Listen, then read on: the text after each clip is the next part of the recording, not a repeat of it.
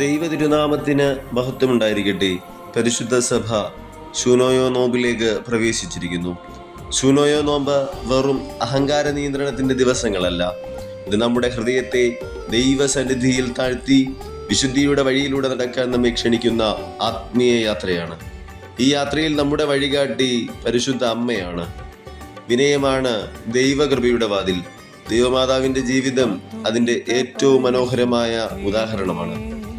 ദൈവം അവളെ തിരഞ്ഞെടുത്തത് ദൈവഹിതത്തോട് പൂർണ്ണമായി വിധേയമായ അവളുടെ വിനയമുള്ള ഹൃദയം കണ്ടതുകൊണ്ടാണ്. ഇതാ ഞാൻ കർത്താവിന്റെ ദാസി, അങ്ങയുടെ ഹിതം പോലെ ഭവിക്കട്ടെ എന്ന ഒരു വാക്കിലൂടെ അവൾ ലോക ചരിത്രത്തെ മാറ്റിമറിച്ചു.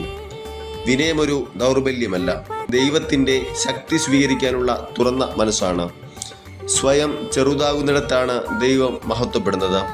ഇന്ന് നമ്മുടെ ജീവിതത്തിലും ദൈവം പ്രവർത്തിക്കണമെങ്കിൽ അഹങ്കാരം വിട്ട് വിനയം സ്വീകരിക്കണം. മറ്റുള്ളവരെ ആദരിക്കുവാനും ക്ഷമിക്കുവാനും സേവിക്കുവാനും സ്നേഹിക്കുവാനും ദൈവഹിതത്തിന് വഴങ്ങാനും നാം പഠിക്കണം. അപ്പോഴാണ് നമ്മുടെ ജീവിതവും ദൈവകൃപയുടെ ആലയമായി മാറുക. ഈ ശൂനോയോ നോമ്പിൽ പരിശുദ്ധ ദൈവമാതാവിൻ്റെ വിനയവും വിശ്വാസവും അനുസരണവും നമ്മുടെ ജീവിതത്തിൽ പകർത്തുവാൻ നമുക്ക് സാധിക്കണം. എങ്കിൽ മാത്രമേ ദൈവകൃപ നമ്മുടെ ഹൃദയങ്ങളിലും കുടുംബങ്ങളിലും അനവരതമായി ചൊരിയൂ.